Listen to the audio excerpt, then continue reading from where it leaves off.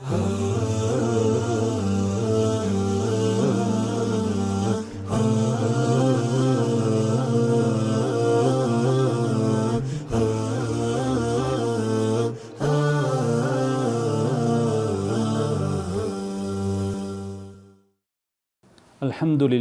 wassalatu wassalamu ala nabiyyina Muhammadin wa ala alihi wa sahbihi wa man tabi'ahum bi ihsanin ila yawmiddin. அன்பார்ந்த சகோதரர்களே, அதிகமானவர்கள் நபிகள் நாயகம் ஸல்லல்லாஹு அலைஹி வஸல்லம் அவர்களுடைய பிறந்த நாளை கொண்டாடுவதை நாங்கள் பார்க்கின்றோம். இது மார்க்கத்தில் இருக்கிறதா இல்லையா என்று சிலர் சந்தேகத்திலே இருக்கிறார்கள். உண்மையில் நபிகள் நாயகம் ஸல்லல்லாஹு அலைஹி வஸல்லம் அவர்கள் இந்த உலகத்திற்கு அருளாக அனுப்பப்பட்டிருக்கிறார்கள். அவர்களை நாங்கள் எங்களுடைய உயிரை விட நேசிக்கின்றோம். அவர்கள் வெறுமனே இறைவனுடைய செய்தியை எங்களுக்கு கொண்டு வந்த ஒருவர் அல்ல. அந்த செய்தியை, அந்த இறை தூதை எங்களுக்கு செயல்படுத்தி காட்டிய, அதற்கு விளக்கமளித்த ஒரு மாமனிதராக இருக்கிறார்கள். இந்த உலகத்திலே பிறந்த எல்லா மனிதர்களை விடவும் மிகச்சிறந்த மனிதராக அவர்கள் இருக்கிறார்கள். எல்லா இறை தூதர்களை விடவும் மிகச்சிறந்த இறை தூதராக நபிகள் நாயகம் ஸல்லல்லாஹு அலைஹி வஸல்லம் அவர்கள்தான் இருக்கிறார்கள். அதனால் நாங்கள் அவர்களை எங்களுடைய உயிரைக்கும் விட அதிகமாக நேசிக்கின்றோம். ஒருவர் நபிகள் நாயகம் ஸல்லல்லாஹு அலைஹி வஸல்லம் அவர்களை வெறுப்பாரையானால் அவர் உண்மையான ஒரு முஃமினாக இருக்க முடியாது, அவர் முஸ்லிமாக இருக்க முடியாது.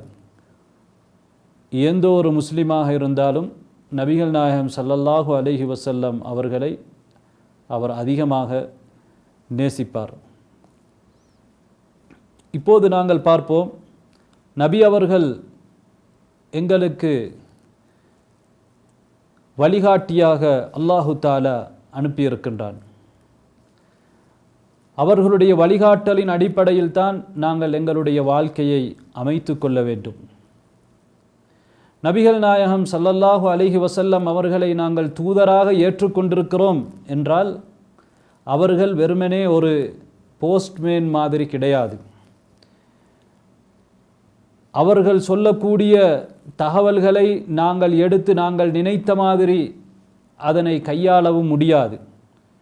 அதனால்தான் நாங்கள் அஹ்லுல் குர்ஆன் என்று சொல்லக்கூடிய சுன்னாவை மொத்தமாக மறுக்கக்கூடியவர்களை அவர்கள் முஸ்லீம்களே அல்ல என்று சொல்கிறோம். ஏனென்றால் அவர்கள் நபிகள் நாயகம் ஸல்லல்லாஹு அலைஹி வஸல்லம் அவர்களை வெறுமனே ஒரு தூது கொண்டு வந்து தரக்கூடிய ஒருவராக மாத்திரம் பார்க்கிறார்கள். நாங்கள் சொல்கிறோம், அவ்வாறு கிடையாது. நபிகள் நாயகம் ஸல்லல்லாஹு அலைஹி வஸல்லம் அவர்கள்தான் அந்த தூதுத்துவத்தை தெளிவுபடுத்தக்கூடியவர்களாகவும் இருக்கிறார்கள்.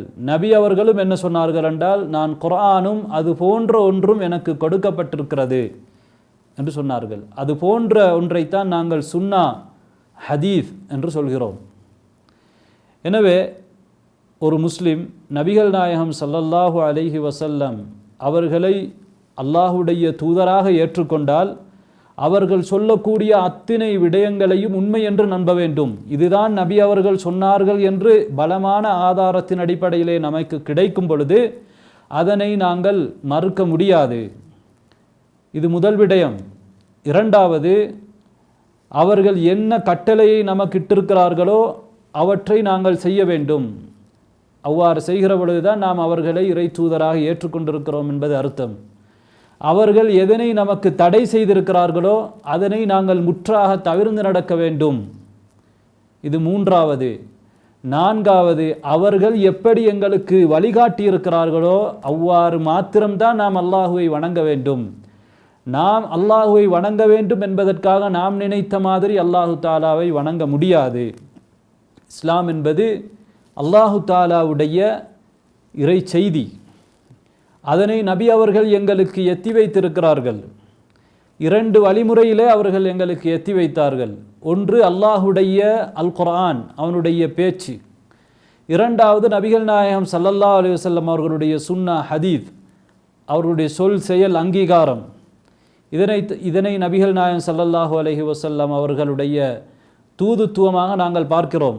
நபி அவர்கள் அவர்களுடைய தூதுத்துவத்தை எத்தி வைப்பதிலே எந்த ஒரு குறையும் வைக்கவில்லை. அதே போன்று அல்லாஹ் ரப்புல் ஆலமீன் இந்த மார்க்கத்தை பூரணப்படுத்தி விட்டான். அல்லாஹு தாலா நபிகள் நாயகம் ஸல்லல்லாஹு அலைஹி வஸல்லம் அவர்கள் மரணிப்பதற்கு 3 மாதங்களுக்கு முன்னால் அவர்கள் ஹஜ்ஜிலே இருக்கிற பொழுது அரஃபாவுடைய அந்த தினத்திலே அல் குர்ஆனுடைய இந்த வசனத்தை இறக்கி வைக்கிறான். அல் யௌம அக்மல்து லக்கும் தீனக்கும் வ அத்மம்து அலைக்கும் நிஅமதி வ ரதீது லக்குமுல் இஸ்லாம தீனா. இன்றைய தினம் உங்களுக்கு என்னுடைய மார்க்கத்தை நான் பூர்த்தி செய்து விட்டேன். எனவே அல்லாஹுடைய இந்த மார்க்கம் பூர்த்தி செய்யப்பட்டு விட்டது. அதனை நபிகள் நாயகம் ஸல்லல்லாஹு அலைஹி வஸல்லம் அவர்கள் எத்தி வைத்து விட்டார்கள். நபி அவர்கள் அங்கே உள்ள மக்களை பார்த்து கேட்டார்கள், நான் உங்களுக்கு எத்தி வைத்து விட்டேனா என்று கேட்டார்கள். அவர்கள் சாட்சி சொன்னார்கள், ஆம் என்று சொன்னார்கள். அப்போது நபி அவர்கள் சொன்னார்கள், அல்லாஹுவே நீயே சாட்சியாக இருந்து கொள் என்று சொன்னார்கள். எனவே நபி அவர்கள் எந்த ஒரு குறையையும் விட்டு வைக்கவில்லை. இந்த மார்க்கத்தை முழுமையாக மக்களுக்கு எத்தி வைத்து விட்டு தான் சென்றிருக்கிறார்கள். நபி அவர்கள் எங்களை வெள்ளை வெளியர் என்ற தெளிவான பாதையிலே எங்களை விட்டு சென்றிருக்கிறார்கள். அதனுடைய இரவும் பகலை போன்றது என்று அவர்களே சொல்லி இருக்கிறார்கள். அதிலே ஒருவர் வழிதவறி போவதாக இருந்தால் ஒருவர் வீணாக நாசமாக போனவரை தவிர வழிதவறி போக மாட்டார். நபி அவர்கள் சொன்னார்கள், எந்த ஒரு நபியையும் அல்லாஹு தாலா அனுப்பினால் அவர் தன்னுடைய உம்மத்துக்கு அவருக்கு எதெல்லாம் நலவு என்று தெரியுமோ அதை சொல்லாமல் அந்த நபி இருக்க மாட்டார். எனவே அல்லாஹ் அனுப்பிய நபி அவருடைய உம்மத்துக்கு எது நலவோ அதை கட்டாயமாக அவர்களுக்கு கற்றுக் கொடுப்பார்கள். அதே போன்று எது கெடுதியோ அதனை அவர்களுக்கு சொல்லிக் கொடுப்பார்கள், எச்சரிக்கை செய்வார்கள் என்று சஹீஹ் முஸ்லிமிலே வரக்கூடிய ஹதீஸிலே நாங்கள் பார்க்கிறோம். எனவே எந்த ஹைராக இருந்தாலும் அதனை நபி அவர்கள் நமக்கு காட்டி தந்திருக்கிறார்கள். எந்த ஷர்ராக கெடுதியாக இருந்தாலும் அதனை விட்டும் எங்களை நபிகள் நாயகம் ஸல்லல்லாஹு அலைஹி வஸல்லம் அவர்கள் எச்சரிக்கை செய்திருக்கிறார்கள். அதனால்தான் இமாம் மாலிக் ரஹிமஹுல்லாஹ் அவர்கள் சொல்கிறார்கள், மன் இப்ததா ஃபில் இஸ்லாமி பித்அத்தன் யராஹா ஹஸனஹ், யார் இஸ்லாத்திலே புதிதாக ஒன்றை உருவாக்கி அதனை நல்லதாக காண்கிறாரோ ஃபகத் ஸஅம அன்ன முஹம்மதன் கான ரிசாலா, முஹம்மது ஸல்லல்லாஹு அலைஹி வஸல்லம் அவர்கள் தன்னுடைய தூதுத்துவத்திற்கு மோசடி செய்துவிட்டார் என்று அவர் வாதாடுகிறார்.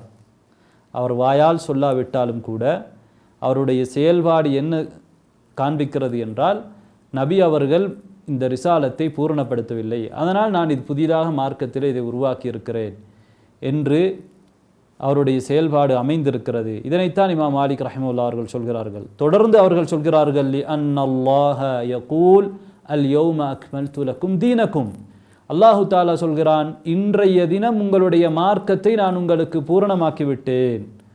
அதனால் அல்லாஹ் பூரணமாக்கிய மார்க்கத்தை நபி அவர்கள் முழுமையாக எத்தி வைக்கவில்லை, மோசடி செய்து விட்டார்கள் என்று அவன் வாதாடுகிறான் என்று இமாம் மாலிக் ரஹிமஹுல்லாஹ் அவர்கள் சொல்லிவிட்டு தொடர்ந்து சொல்கிறார்கள், ஃபமா லம் யகுன் யௌம இதின் தீனன் ஃபலா யகூனுல் யௌம தீனன், அன்றைய தினம் எது மார்க்கமாக இல்லையோ இன்று அது மார்க்கமாக இருக்க முடியாது. எனவே மார்க்கம் என்பது நபி அவர்களுடைய காலத்திலேயே பூரணப்படுத்தப்பட்டு விட்டது. அதற்கு பிறகு புதிதாக மார்க்கத்திலே எவரும் எதையும் கொண்டு வர முடியாது. நபி அவர்கள் என்ன சொன்னார்கள், மன் அஹ்தத ஃபீ அம்ரினா ஹாதா மா லைஸ மின்ஹு ஃபஹுவ ரத், இந்த மார்க்கத்திலே இல்லாத ஒன்றை யார் உருவாக்குகிறாரோ, மார்க்கத்திலே, உலகத்திலே அல்ல, உலக விடயங்களில் அல்ல, மார்க்க விடயங்களிலே யார் இல்லாத ஒன்றை உருவாக்குகிறாரோ அது மறுக்கப்பட வேண்டும், அது மறுக்கப்படும், அதற்கு நன்மை கூட நமக்கு கிடைக்காது. மன் அமில அமலன் லைஸ அலைஹி அம்ருனா ஃபஹுவ ரத், இந்த மார்க்கத்திலே இல்லாத ஒரு அமலை யார் செய்கிறாரோ அந்த அமலும் மறுக்கப்படும் என்று நபிகள் நாயகம் ஸல்லல்லாஹு அலைஹி வஸல்லம் அவர்கள் எங்களுக்கு தெளிவாக சொல்லியிருக்கிறார்கள். இப்போது நாங்கள் வருவோம், நபிகள் நாயகம் ஸல்லல்லாஹு அலைஹி வஸல்லம் அவர்கள் பிறந்த அந்த நாளை நாங்கள் கொண்டாடலாமா? உண்மையிலே நபி அவர்கள் பிறந்த அந்த நாளிலே நாங்கள் இருந்தால் நபிகள் நாயகம் ஸல்லல்லாஹு அலைஹி வஸல்லம் அவர்களை பற்றி எங்களுக்கு தெரிந்திருந்தால் அந்த நேரத்திலே நாங்கள் சந்தோஷப்பட்டிருப்போம், அதிலே சந்தேகம் கிடையாது. அதே போன்று நபி அவர்கள் ஒரு திங்கக்கிழமையிலே தான் பிறந்திருக்கிறார்கள். அந்த திங்கக்கிழமையிலே அல்லாஹுக்கு நன்றி செலுத்துவதற்காக நபி அவர்கள் நன்றி செலுத்தி இருக்கிறார்கள், நோன்பு நோற்றிருக்கிறார்கள். எனவே நாங்களும் நபி அவர்களை பின்பற்றி அந்த திங்கக்கிழமையிலே, ஒரு வருடத்திலே எத்தனை திங்கக்கிழமைகள் வருகின்றன? 50க்கு மேற்பட்ட திங்கக்கிழமைகள் வருகின்றன. அந்த ஒவ்வொரு திங்கக்கிழமையிலும் எங்களால் முடியுமானால் நாங்கள் நோன்பு நோட்கலாம். நபி ஸல்லல்லாஹு அலைஹி வஸல்லம் அவர்கள் திங்கக்கிழமையிலே பிறந்தார்கள். ஆனால் அந்த பிறந்த அந்த நாளிலே என்ன செய்ய வேண்டும்? நாங்கள் நோன்பு பிடிக்கலாம். அதல்லாமல் நபி ஸல்லல்லாஹு அலைஹி வஸல்லம் அவர்கள் ஒவ்வொரு வருடமும் தன் பிறந்த அந்த தினத்தை ஞாபகம் வைத்து கொண்டாடினார்களா என்று பார்த்தால் நிச்சயமாக இல்லை. திங்கக்கிழமை நோன்பு நோக்குமாறு கற்றுத்தந்த நபிகள் நாயகம் ஸல்லல்லாஹு அலைஹி வஸல்லம் அவர்கள் பிறந்த அந்த வருடாந்த அந்த நாளை நாங்கள் கொண்டாட வேண்டும் என்று சொல்லியிருந்தால் நாங்கள் நிச்சயமாக முதலாவதாக அதனை கொண்டாடுவோம். எனவே அதிலே ஒரு சிறப்பு இருக்கிறது, கொண்டாட்டம் இருக்கிறது என்றால் நிச்சயமாக நபி அவர்கள் எங்களுக்கு காட்டித்தராமல் சென்றிருக்க மாட்டார்கள். அதை இந்த உம்மத்திலே மிகச்சிறந்தவர்களான நபித்தோழர்கள் செய்யாமல் இருந்திருக்க மாட்டார்கள். ஆனால் அவர்களுடைய காலத்திலே நபி ஸல்லல்லாஹு அலைஹி வஸல்லம் அவர்களுடைய பிறந்த நாளை ஒவ்வொரு வருடமும் கொண்டாடினார்களா என்று பார்த்தால் நிச்சயமாக இல்லை. நபி அவர்கள் தனக்கும் பிறந்த தினம் கொண்டாடவில்லை, தனக்கு முன்னால் வாழ்ந்த நபிமார்களுக்கும் கொண்டாடவில்லை. எங்களுக்கு தெரியும், கிறிஸ்தவர்கள் ஈசா நபி அலைஹிஸ்ஸலாம் அவர்கள் பிறந்த நாளை கொண்டாடுவார்கள். பிறந்த நாள் என்று சொல்லி ஒரு நாளை கொண்டாடுவார்கள். நபிகள் நாயகம் ஸல்லல்லாஹு அலைஹி வஸல்லம் அவர்கள் அவ்வாறு எங்களுக்கு அந்த கொண்டாட்டத்தை காண்பிக்கவில்லை. எனவே அவர்களுடைய தந்தையான நபிமார்களில் மிகச்சிறந்தவர்களான நபி அவர்களுக்கு பிறகு மிகச்சிறந்த நபி இப்ராஹிம் நபி அவர்கள் எந்த ஒரு கொண்டாட்டமும் கொண்டாடவில்லை, கொண்டாடுமாறு எங்களுக்கு வழிகாட்டவும் இல்லை. அன்பார்ந்த சகோதரர்களே, சஹாபாக்கள் நபிகள் நாயகம் ஸல்லல்லாஹு அலைஹி வஸல்லம் அவர்களுக்கு எந்த ஒரு சஹாபியும் பிறந்த நாள் கொண்டாடவில்லை. பத்ர் சஹாபாக்களாக இருக்கலாம், பைஅத்துர் ரிதுவானிலே கலந்து கொண்ட சஹாபாக்களாக இருக்கலாம், ஒரு கணமேனும் நபி அவர்களை பார்த்த ஒரு சஹாபியாவது கொண்டாடவில்லை. நபிகள் நாயகம் ஸல்லல்லாஹு அலைஹி வஸல்லம் அவர்களுடைய மனைவியர், குறிப்பாக நபி அவர்களுக்கு மிக நெருக்கமாக இருந்த மனைவி ஆயிஷா ரதியல்லாஹு அன்ஹா அவர்கள் நபி அவர்களுக்கு பிறகு 47 வருடங்கள் இந்த உலகத்திலே வாழ்ந்திருக்கிறார்கள். ஒரு முறையாவது அவர்கள் நபி அவர்களுக்காக பிறந்த தினம் கொண்டாடி இருக்கிறார்களா என்று கேட்டால் நிச்சயமாக இல்லை. நபி அவர்களுடைய தோழர்களின் மாணவர்களான இரண்டாவது சிறந்த ஜெனரேஷன், இரண்டாவது சிறந்த காலத்திலே வாழ்ந்தவர்களான தாபியீன்கள் கொண்டாடினார்கள் கேட்டால் அவர்களும் கொண்டாடவில்லை. மூன்றாவது சிறந்த காலத்திலே வாழ்ந்த தபஉ தாபியீன்கள் கொண்டாடினார்களா என்று பார்த்தால் அவர்களும் கொண்டாடவில்லை. நாங்கள் மதிக்கக்கூடிய ஃபிக்ஹ் துறையிலே ஆழமாக அறிவுள்ள இந்த உம்மத் ஏற்றுக்கொண்ட 4 இமாம்களான அபு ஹனீஃபா, இமாம் மாலிக், இமாம் ஷாஃபிஇ, இமாம் அஹ்மத் போன்ற இந்த 4 இமாம்களும் அதாவது இந்த கொண்டாட்டத்தை அவர்கள் கொண்டாடவில்லை. அதே போன்று ஹதீஸ் துறையிலே மிகப்பெரிய அறிஞர்களான இமாம் புகாரி, இமாம் முஸ்லிம், அதற்கு முன்னால் வந்த ஹதீஸ்களை தொகுத்த, ஹதீஸ்களை ஆய்வு செய்த, ஹதீஸ்களுடைய அறிவிப்பாளர்களை விமர்சனம் செய்த அந்த அறிஞர்கள் கொண்டாடினார்கள் என்று பார்த்தால் அவர்களும் கொண்டாடவில்லை. இது எப்போது ஆரம்பிக்கிறது என்று சொன்னால், முஸ்லீம்களை அநியாயமாக கொண்ட, முஸ்லீம்களுக்கு அநீதி இழைத்த, அதே போன்று மார்க்கத்திலே மிக வழிகேட்டிலே இருந்த ஃபாத்திமியாக்கள் என்று அழைக்கப்படக்கூடிய அரசியலிலே ஈடுபட்ட ஒரு ஷியா கூட்டம்தான் இதனை முதலாக கொண்டாடுகிறார்கள்.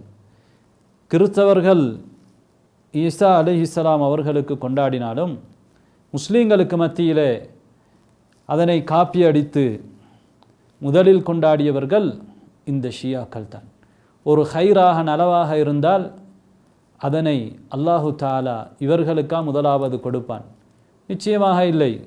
இவர்கள் முஸ்லீம்களை அல்ல காபிர்கள் என்று முஸ்லீம்களுக்கு மத்தியில் இருக்கக்கூடிய எல்லா அறிஞர்களும் ஏகோபித்திருக்கிறார்கள். அந்த அளவுக்கு வழிகேட்டை கூறியவர்கள் தான் அந்த ஃபாத்திமியாக்கள். மிகவும் வழிகேட்டில் இருந்தவர்கள் இவர்கள்தான் முதலாக ஆரம்பிக்கிறார்கள்.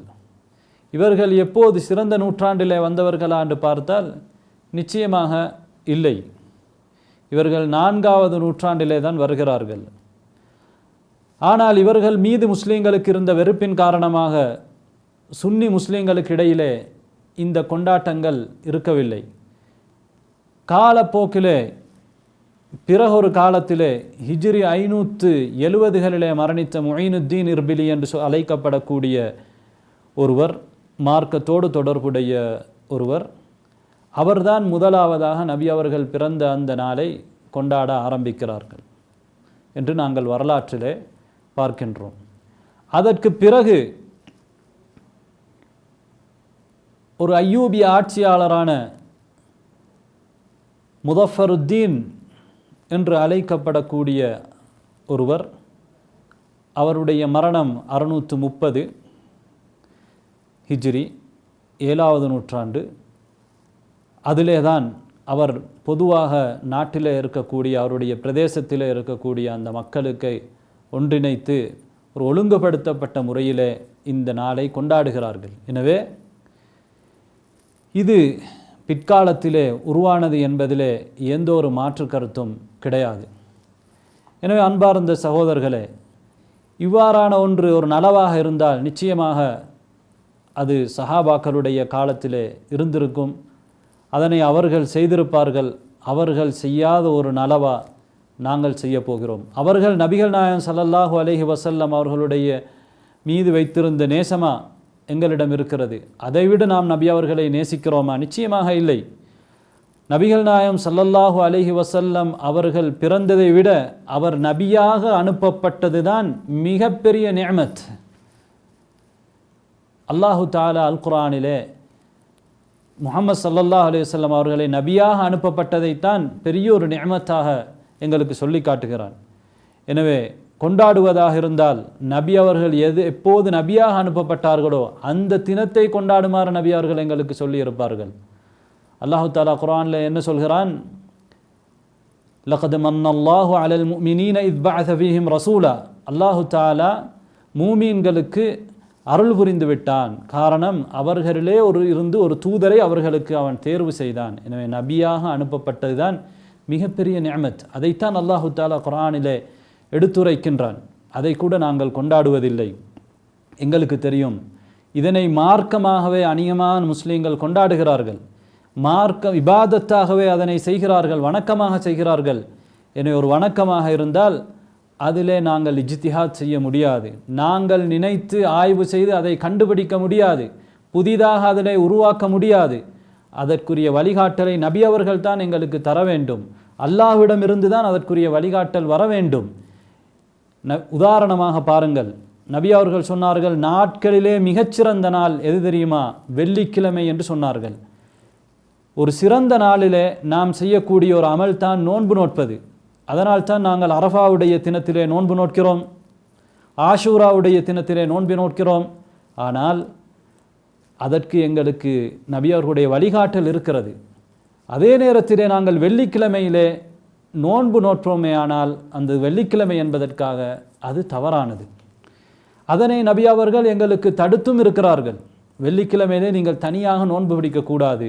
எனவே ஒரு நாள் சிறந்தது என்பதற்காக கூட அந்த நாளில் நாங்கள் நினைத்த வணக்கங்களை எல்லாம் செய்ய முடியாது என்பதை நாம் தெளிவாக புரிந்து கொள்ள வேண்டும். அதே போன்று நாங்கள் பார்க்கிறோம், இந்த மௌலித் என்று சொல்லிக்கொண்டு அதில் இந்த பிதாத்தையோடு சேர்த்து இன்னும் பலவேறு விதமான பாவங்களையும் நபி அவர்களை அளவு கடந்து புகழ்வதையும் நாங்கள் பார்த்து கொண்டிருக்கிறோம். அதாவது பாவத்துக்கு மேலால் பாவம் செய்து கொண்டிருக்கிறார்கள். அல்லாஹு தாலா நபிகள் நாயகம் ஸல்லல்லாஹு அலைஹி வஸல்லம் அவர்கள் எங்களுக்கு என்ன சொல்கிறார்கள்? அளவு கடந்து என்னை புகழாதீர்கள். அல்லாஹு தஆலா குர்ஆனிலே சொல்கிறான், நீங்கள் மார்க்கத்திலே அளவு கடக்காதீர்கள். இவர்கள் அளவு கடந்து என்ன செய்கிறார்கள் என்றால், நபி அவர்களுக்கு இறைத்தன்மையை கொடுக்கிறார்கள். சில நேரத்திலே அவர்கள் நபி அவர்களை புகழ்ந்து பாடக்கூடிய அந்த பாடல்களிலே நபிகள் நாயகம் ஸல்லல்லாஹு அலைஹி வஸல்லம் அவர்களை அல்லாஹ்வின் அளவுக்கு உயர்த்துவதை நாங்கள் பார்க்கிறோம்.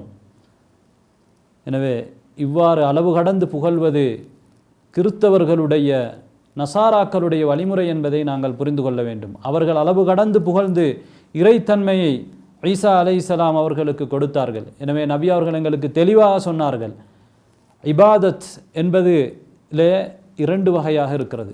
ஒன்று நபி அவர்களுடைய ஹுலஃபா ராஷிதீன்களுடைய சுன்னா, நபி அவர்களும் சஹாபாக்களும் செய்திருந்தால் அதனை நாங்கள் செய்யலாம். இன்னொன்று மார்க்கத்திலே உருவாக்கப்பட்ட பிதத்துக்கள், இதை எங்களுக்கு தடுத்திருக்கிறார்கள். இரண்டே, நாங்கள் ஒரு இபாதத்தை செய்கிறோம் என்றால் அது ஒன்றோ நபி அவர்களுடைய சுன்னாவுக்கு உட்பட்டதாக இருக்க வேண்டும், அவ்வாறு இல்லை என்றால் அதனை நாங்கள் பிதத் என்று நாங்கள் சொல்வோம்.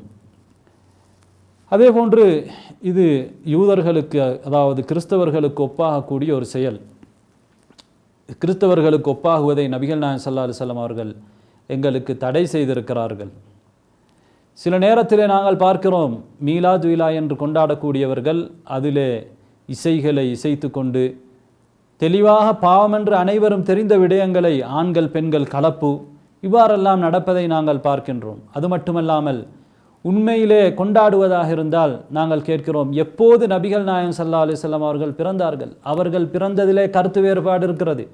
அவர்கள் எந்த மாதத்திலே பிறந்தார்கள் என்பதிலேயே பல கருத்து வேறுபாடு இருக்கிறது. கிட்டத்தட்ட 4 மாதங்கள் சொல்லப்பட்டிருக்கிறது.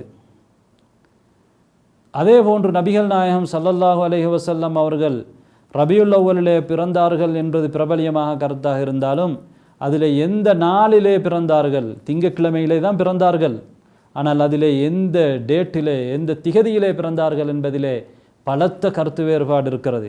எதற்கும் முறையான சரியான பலமான ஆதாரம் இல்லை. ஆனால் நபி அவர்கள் அந்த தினத்திலே தான் மரணித்தார்கள், ரபியுல் அவ்வல் 12வது தினத்திலே தான் மரணித்தார்கள் என்பது மிக உறுதியான விடயம். எனவே அந்த நாளிலே நீங்கள் கொண்டாடுவது சிறந்ததா, அல்லது நபி அவர்கள் மரணித்தது தான் இந்த உலகத்திலே இந்த உம்மத்துக்கு ஏற்பட்ட மிகப்பெரிய ஒரு சோதனை, அதற்காக நீங்கள் கவலைப்படுவது சிறந்ததா?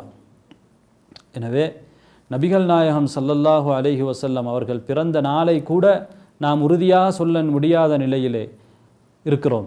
அது உண்மையிலே சிறந்த நாளாக இருந்தால், அதிலே நாங்கள் கொண்டாடப்பட வேண்டிய நாளாக இருந்தால் நபிகள் நாயகம் ஸல்லல்லாஹு அலைஹி வஸல்லம் அவர்களும் அவர்களுடைய தோழர்களும் அதை பேணி வந்திருப்பார்கள். அது தொடர்ந்து இருந்திருக்கும். ஒன்றை நாங்கள் தெளிவாக விளங்கிக் கொள்ள வேண்டும். ஒரு விடயம் இருக்கிற மார்க்கத்திலே சுன்னா தர்க்கியா, அதாவது நபி அவர்கள் விட்டதை நாங்கள் விட வேண்டும். நபி ஸல்லல்லாஹு அலைஹி வஸல்லம் அவர்களுடைய காலத்திலே ஒரு விடயம் மார்க்கமாக அவர்கள் செய்யாமல் விடுகிறார்கள் என்று நாங்கள் வைத்துக்கொள்வோம். தேவை இருக்கிறது. உதாரணமாக இப்போது நாம் என்ன சொல்கிறோம் என்றால், நபி அவர்களுடைய மஹப்பத்தை வெளிப்படுத்துவதற்காக வேண்டி நாங்கள் என்ன செய்கிறோம்? மீலாது விழாவை கொண்டாடுகிறோம் என்று சொல்கிறோமே, நபி அவர்களுடைய மஹப்பத்தை வெளிப்படுத்த வேண்டும் என்பது மார்க்கத்திலே உள்ள விடயம். அதற்காக வேண்டி அது இன்று மட்டும் இருக்கவில்லை, நபி அவர்களுடைய காலத்திலும் இருந்தது. அதே போன்று அதற்கு எந்த தடையும் நபி அவர்களுடைய காலத்தில் இருக்கவில்லை. அதனால் நபிகள் நாயகம் ஸல்லல்லாஹு அலைஹி வஸல்லம் அவர்களுடைய காலத்திலே ஒரு விடயம் இருக்கிறது, அதே போன்று அதுக்கு எந்த தடையும் இல்லை, அதனை நபி அவர்கள் செய்யவில்லை என்றால் நாமும் செய்யாமல் இருக்க வேண்டும். அதே போன்று நாங்கள் எதை பின்பற்ற வேண்டும் என்றால் நபி தோழர்களுடைய வழிமுறையை பின்பற்ற வேண்டும். நபி தோழர்கள் மார்க்கத்தை விளங்கிய அடிப்படையிலே தான் நாங்கள் விளங்க வேண்டும். இது எங்களுக்கு குர்ஆனும் ஹதீஸும் சொல்லக்கூடிய விடயம். எனவே எந்த ஒரு நபித்தோழர்களும் இவ்வாறு மார்க்கத்தை விளங்கவில்லை. எந்த ஒரு ஆயத்தையும் எந்த ஒரு ஹதீஸையும் வைத்து இந்த நாளை கொண்டாட வேண்டும் என்று அவர்கள் புரியவில்லை. அவர்கள் தான் உண்மையான மூமீன்கள், அது கன்ஃபார்ம், அதில் எந்த ஒரு சந்தேகம் இல்லை. எனவே உண்மையான மூமீன்கள் சென்ற வழியில் தான் நாங்கள் செல்ல வேண்டும் என்று அல்லாஹு தஆலா குர்ஆனிலே சொல்லியிருக்கிறான். அதே போன்று கடைசியாக இன்னொரு விடயத்தை சொல்கிறேன். மார்க்கத்திலே 2 ஈதுகள் தான் இருக்கின்றன. மூன்றாவது ஒரு ஈத், மூன்றாவது ஒரு பெருநாள் கிடையாது. இந்த நாளை கொண்டாடுவதன் மூலமாக மூன்றாவது ஒரு பெருநாள் உருவாகிறது, மூன்றாவது ஒரு கொண்டாட்டம் உருவாகிறது. நபி அவர்கள் மதீனாவுக்கு வந்த பொழுது அந்த மக்கள் 2 நாட்களை கொண்டாடி கொண்டிருந்தார்கள். நபி அவர்கள் அதை தடுத்துவிட்டு அதற்கு பகரமாக இஸ்லாத்தில் இருக்கக்கூடிய 2 பெருநாள்களை காண்பித்தார்கள். அதற்கு மாற்றமாக இதை கொண்டு வந்திருக்கிறேன் என்று சொன்னார்கள். எனவே நபி அவர்கள் கொண்டு வந்த இந்த 2 பெருநாட்களுக்கும் மேலதிகமாக, கொண்டாட்டங்களுக்கும் மேலதிகமாக மூன்றாவது ஒரு ஈத் உருவாக முடியாது. இதனை நாங்கள் ஈத் இல்லை என்று சொல்லலாம், ஆனால் இது ஈத். ஈத் என்றால் தொடர்ந்து ஒவ்வொரு வருடமும் திரும்பி வரக்கூடியது தான் ஈத். எனவே ஒவ்வொரு வருடம் ஒரே நாளை நாங்கள் கொண்டாடுகிறோம் என்றால் அதற்கு நாங்கள் ஈத் என்று சொல்வோம். எனவே நபியவர்கள் பிறந்த இந்த நாளை ஒவ்வொரு வருடமும் தொடர்ந்து கொண்டாடுகிற பொழுது அது ஈதாக மாறுகிறது. மூன்றாவது ஒரு ஈத் அங்கே கொண்டாடப்படுகிறது. இது மார்க்கத்திலே தடை செய்யப்பட்டிருக்கிறது.